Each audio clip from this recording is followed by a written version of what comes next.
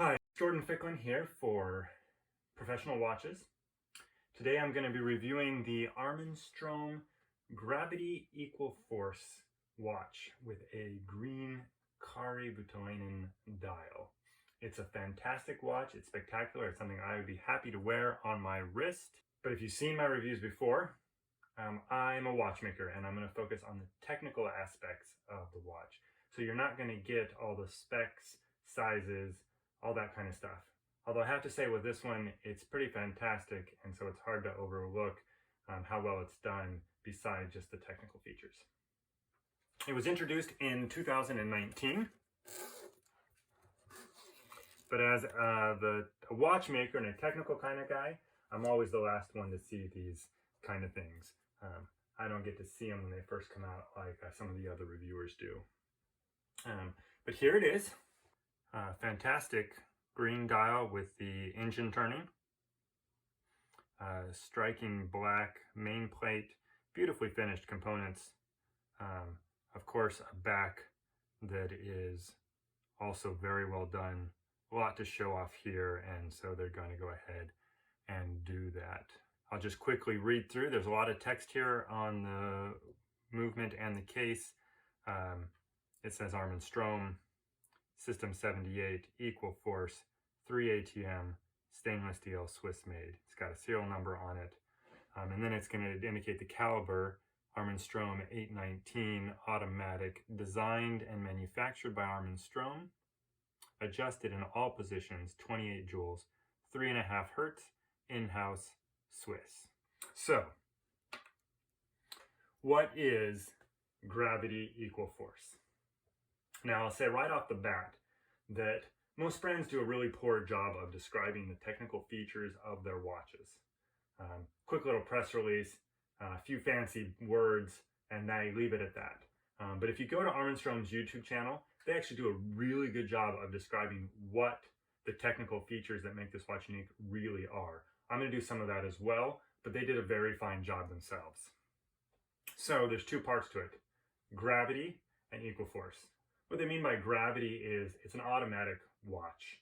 And so as you wear it, the force of gravity pulls on that automatic weight, which in this case is a micro rotor, visible from the front of the watch, right? So that's the gravity part of it. Equal force means there's a system built into it to control the torque from the mainspring so that it delivers a fairly equal force over the full runtime of the watch. The long and short of it is that makes for a watch that keeps excellent time. Why do they do this? Isochronism. And we're going to have to talk about isochronism a little bit in this video and get a little bit technical in order to really appreciate and understand what's going on in this watch. So we're going to start there. Isochronism. What is it? Isochronism means equal timekeeping. All right? It's the ability of a watch to keep steady or consistent rates independent of the amplitude of the oscillator. So if you can imagine a pendulum clock, right, and the pendulum is swinging back and forth, it doesn't matter if it's swinging this far or this far, it should take the same amount of time. The period should be the same, right? In a wristwatch with a balance wheel, the balance wheel goes back and forth, same idea. Doesn't matter if it goes back and forth this far or if it's making a full 300-degree swing, it should keep the same amount of time. But in reality, that's never the case because there's a whole bunch of things that get in the way of that actually happening. In a truly pure system, a pendulum or a balance wheel that's not connected to anything, that has no external influences, that would be true, right? But in reality, it's not. And here are some of the things that affect that, right? So temperature, right? Things expand and contract. Magnetism, different forces pulling and tugging on things. How well the balance wheel is poised, so as it goes in different positions, gravity may affect it differently. And the hairspring itself, as it contracts and expands, the center of gravity changes. If you can keep that center of gravity in the center, then you're better off if it's well poised. Friction, right? And if it's traveling farther, right, and there's friction in the system, that's going to have a different effect than if it's traveling shorter. Shocks, You know, as the watch takes bangs and that kind of stuff, that's going to affect things.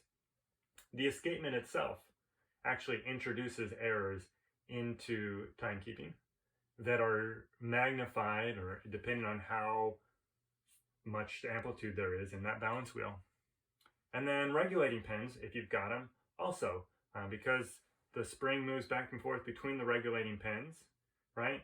If it has low amplitude, it may not even touch the regulating pins, or it won't be against them, as long as if you have high amplitude, it spends more time against the pins.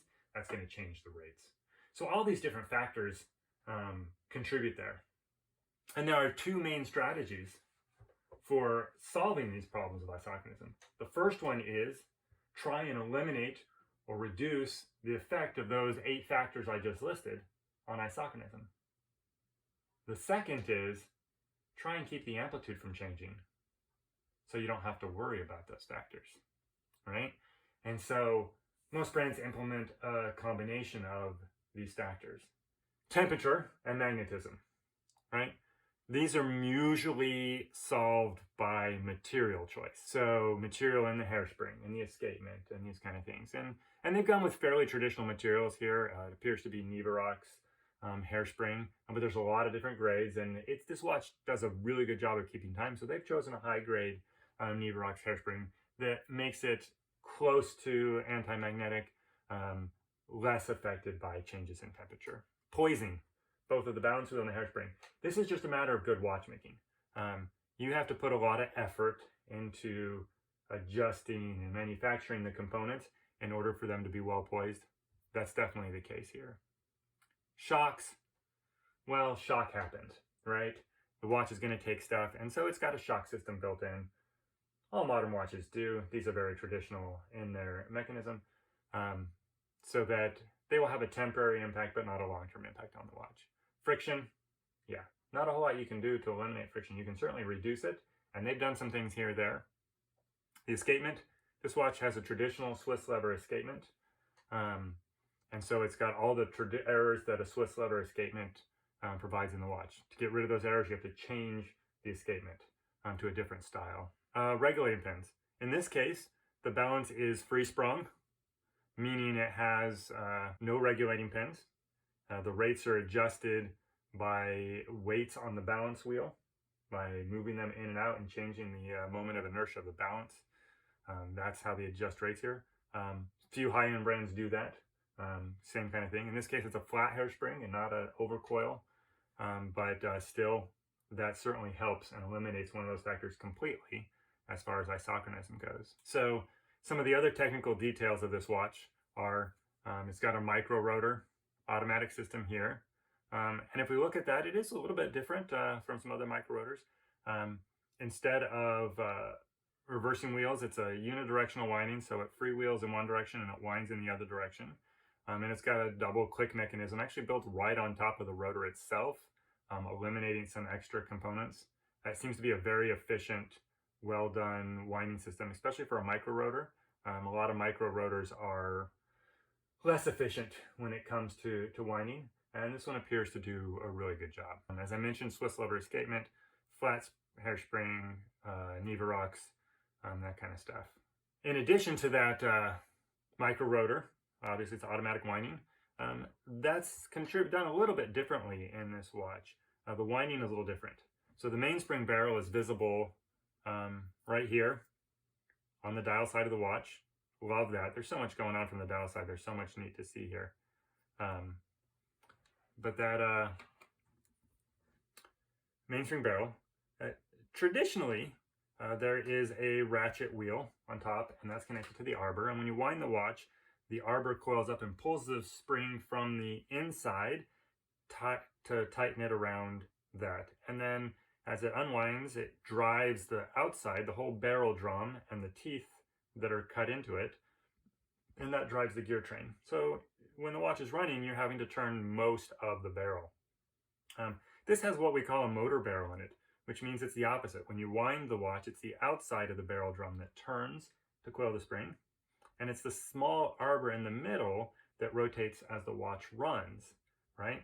And it's jeweled. It's very well done. What this means is that as the watch is running, it has to turn much less mass from the barrel. So we've reduced friction. We got less mass, so the forces of friction are smaller. There's less energy lost to that system, which means, great, less friction. That was one of those things that you want to reduce in order to affect isochronism. And also, it means it takes less energy. So you can use a thinner spring, which means there's more space in the barrel. You can put a longer spring in and you can get a longer runtime. And this watch has got a 72-hour power reserve, and that's one of the factors that certainly contributes to making that possible. So then the next big thing is that equal force. And that's what we're really here to talk about with this watch, because it's in the name and it makes it so unique, right?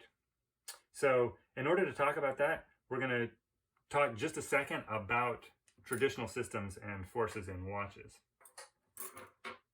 So as a watch winds up and you store energy in the mainspring barrel, in the beginning there's only a little bit of energy required and only a little bit energy delivered. And then quickly it gets up here and then it slowly builds, and then there's a little peak at the very end, right? And as it unwinds, it's the reverse, maybe slightly lower, but it's basically the same idea. So the amount of force or torque delivered from the barrel, which is available to the movement and to the balance wheel to keep it running, slowly decreases until you get to the end, and then it drops off pretty sharply, right? Now, if the watch is completely isochronous, we wouldn't care because it would keep just as much time with this much energy as it would with this much, but that's not the reality of things. And so you want to utilize this area here, right, of the mainspring, because that's the most consistent, right? And so there are a lot of different ways to be able to control this, right? The traditional ones that everybody uses are using a mainspring, which has kind of a reverse S-coil shape to it, which kind of evens this out, right? That's actually the curve we got here. If it didn't have that S-curve, it would be more down here. It would start dropping off sooner, like that. Materials, modern alloys do a much better job than the old steel alloy in delivering a consistent delivery of torque over a longer period of time, right? So let's talk about some other things. Other ways that over the years watchmakers have tried to change this. The first one is a device called the Stackfried. This was designed in Germany, I want to say the 16th century, 17th century, long time ago. And what that did was it had a spring and a cam that it applied against the barrel to rob it of some of this energy. So when it was delivering a lot of energy, it would put extra friction in the system so that it would be down lower, and it would stay that same all the way to here.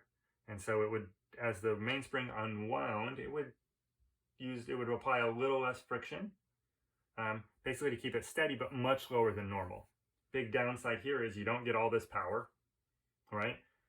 So you have to have, the mainspring has way more power than you're going to use, which means extra friction, thicker spring, a lot of inefficiencies in that system. The next logical step from there was to go to the Fusee. And if you're into watches, you probably know about the Fusee. Long & Sona does one today. Most brands don't. But a lot of old pocket watches, especially English pocket watches, you'll see these Fusee chains in them. They look like teeny tiny bicycle chains inside the watch. And basically what that does is the barrel pulls on a chain, winds that up as it runs. And on the other end of the chain is a cone, right? And so when the barrel has a lot of energy, it's on the narrow part of the cone, right? And torque is stronger the farther you get out from the axis. So when it's on the narrow part, it's pulling, but the force isn't magnified as much, if you will. As the barrel winds down and that it starts pulling more on the wider part of the cone, so that it magnifies the lower energy from the barrel to the gear train to keep it even. So again, you end up with a much straighter line, a much equal delivery of force over the point. But at some point, it has to still drop off. Another common mechanism is what's called the Stopworks, right? And so this is a form of Geneva cross that appears on the barrel so that the barrel can never completely unwind, right? So the watchmaker, when he installs this, he winds up the barrel a little bit and puts that down so that it can't unwind past that. And so as you wind it up, great, and then as it unwinds, it will stop somewhere along there so that it doesn't use this quick drop off here. Still has that slant to it, but it's not the dramatic drop off here. So the part of the mainspring you're using, much more consistent, right? As it turns out, automatic watches are really good at delivering a consistent force, not because they've employed any of this, but by their nature. When the mainspring is fully wound, the energy is high out of it, right? And as you wear the watch, it keeps it wound. And so all day long as you're wearing the watch and it's restoring the energy that's being used and keeping it up there, your energy is here, right? So there's not a line, it's more of a back and forth, right? It's going back and forth right here and using this part of the energy of the watch. Now when you set it down at night, it's going to run along here and decrease. And as it comes to the very end, it's going to drop off just as any other. But if you wear your automatic watch every day, you know, it gets halfway down overnight. You put it on, it works its way back up, operates here all day, and then goes back down, right? And so the automatic is really great that way, right? What Armin Strom has done here in the gravity equal force is they've taken that Stopworks mechanism and added it to an automatic mechanism. This has never been done before they did it, as far as I know. And one of the reasons is nobody really saw the need to solve this problem before, because automatic watches do a pretty good job, right? They operate in a pretty consistent equal range here as it is. So the other thing is that the Stopworks mechanism winds up and then it stops on that end as well.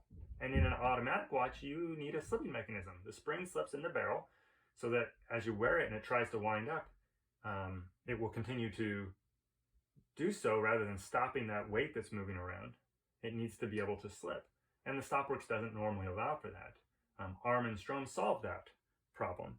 And so they've combined these two things together so that you've got an automatic watch which is already operating up here in the most consistent part of the spring delivery, but also stops and never gets to that lower thing. And the end result is a watch that has a very consistent amplitude and very good timekeeping, no matter whether it's just about to stop or whether it's fully wound up. And we'll look at some of the details specifically for that here in a second. So what did they do? How did they accomplish this, right? First, let's look quickly just as we wind the watch here. As we wind the watch, instead of it turning the ratchet wheel, as I talked before, it's going to turn the outside drum of the barrel directly. So I'm going to go ahead and do that here. And you'll see, you can see the whole barrel actually rotating, right? No ratchet wheel. If we go over to the other side of the watch, right? You got a couple little winding gears here going on, but there's no ratchet wheel anywhere turning. All right. And the way they've accomplished this Stopworks mechanism is essentially they've taken what is a power reserve indicator mechanism, like you had seen on the watch, and combined it with a Geneva cross or a Stopworks mechanism. And so you have power reserve in an automatic watch has to have that slipping mechanism top. Once it's fully wind, it's going to indicate full wind, but it's going to allow the watch to continue wind, and it's going to just sit there, right? And when it gets to the bottom, then it bottoms out. Great. That's what they've done here. They've taken that and they've actually mounted it on the barrel itself. And since it's essentially a power reserve indicator, they've gone ahead and marked it with a hand. So you get a power reserve indicator out of it and you get the Stopworks, right? So if we look at the barrel, it's got this open window here.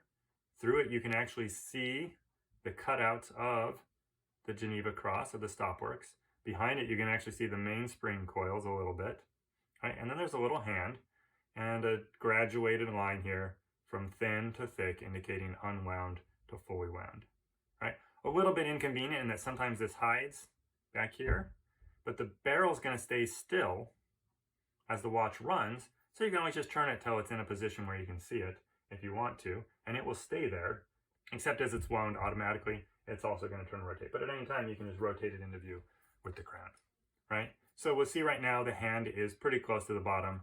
And if we turn it, that hand is going to rotate one position essentially each time the barrel goes around. So there's a little pin. You can't see a finger on the arbor, which is staying essentially in place. And then as this goes around, it passes through one of the cutouts in the cross. The hand rotates one time. All right, so if we come around again, there it is. The hand has moved a little bit more. All right, and when we get all the way around to the top, there's a little spring mechanism here. So that hand is going to push against the spring,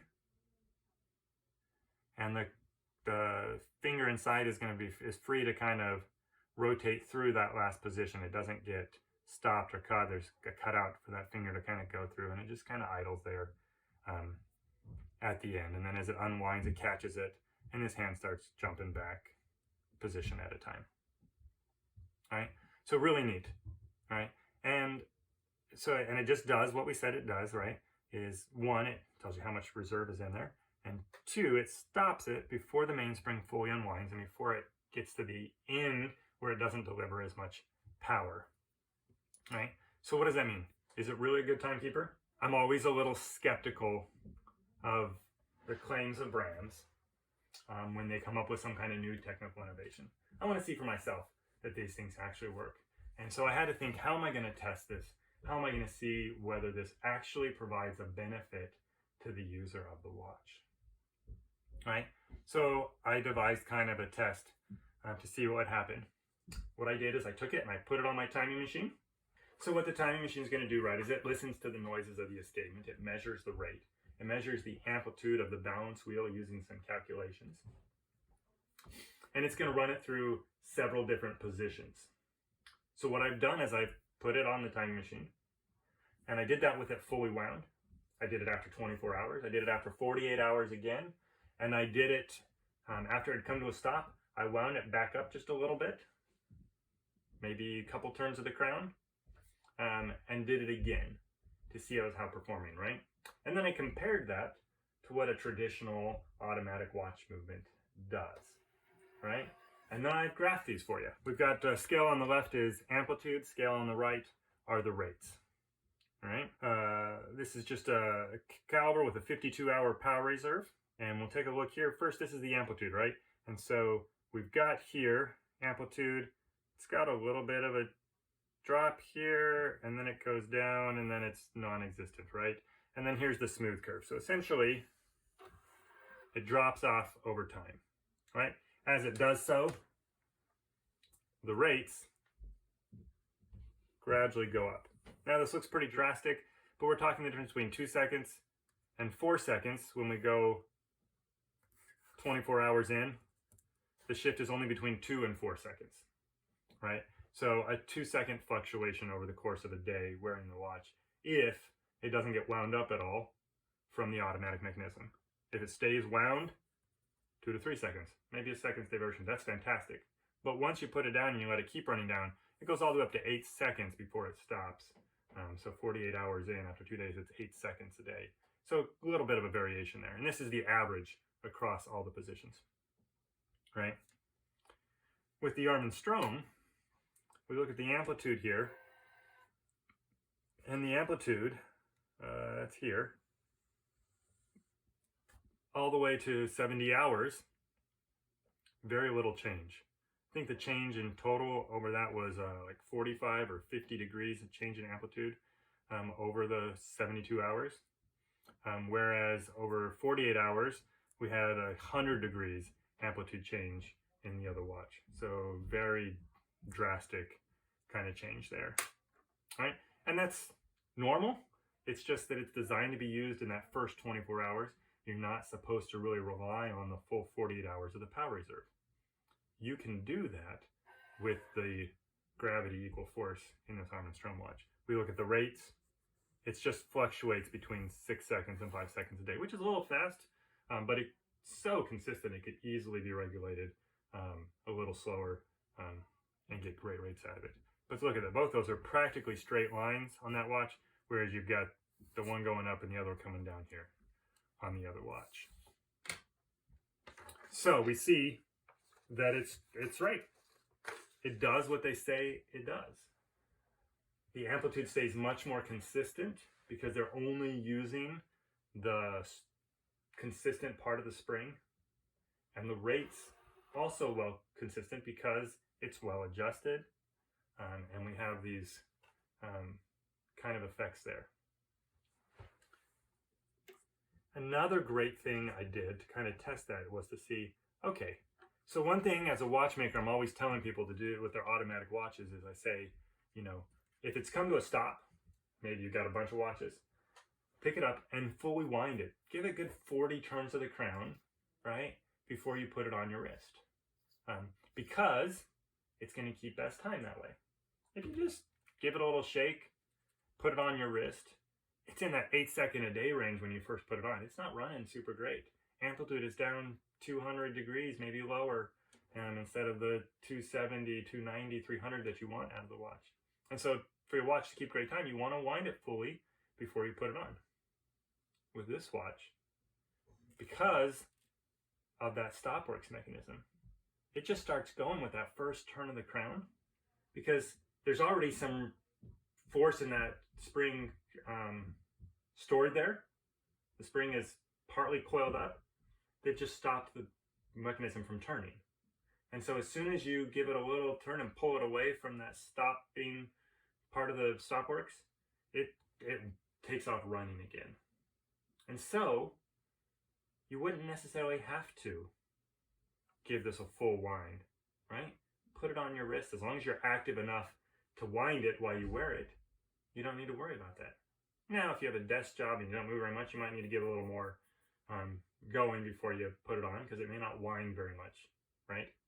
But if you're active and it's going to wind up, you don't have to worry about this so much. Also, automatic winder? I don't think so. Well, why would you do that, right? Pick it up, give it a few turns, strap it on your wrist, it's good to go, right? And so this is a great mechanism for somebody who's got a bunch of watches, right? You don't need to worry about if it stops because it's not difficult to get it up and running again. You don't have to sit there and turn it and turn it and turn it and turn it, especially with a 72-hour power reserve that can take a while to fully wind a watch sometimes. No need to worry about that. A few turns and it's running well, keeping time good already, right? So, what are my conclusions? This isn't innovation simply for the marketing department. This is actual timekeeping innovation in this watch. Applying a Stopworks mechanism to an automatic watch improves an already good system to make it an even better system. And the end results are that this watch keeps excellent time, delivers consistent amplitude. And it's truly a thing. I would say this is probably more significant and better for improving timekeeping than something like a tourbillon mechanism, which is so much more complicated, right? This does an awful lot, quite simply actually, without adding unnecessary complication, pun intended, to the watch. You get better timekeeping. So kudos to you, Armin Strom. Thank you for innovating in a way that is meaningful to the end user and exceptionally beautiful to look at. And thanks for sending out a green dial. Green is my favorite color. I certainly would be proud to wear this watch myself. It's a looker. It's going to grab people's attention and it keeps excellent time. So thank you for this opportunity to review the watch. I hope you enjoyed the review. Feel free to leave questions in the comments. We'll try and get to any of those that we can. Thank you.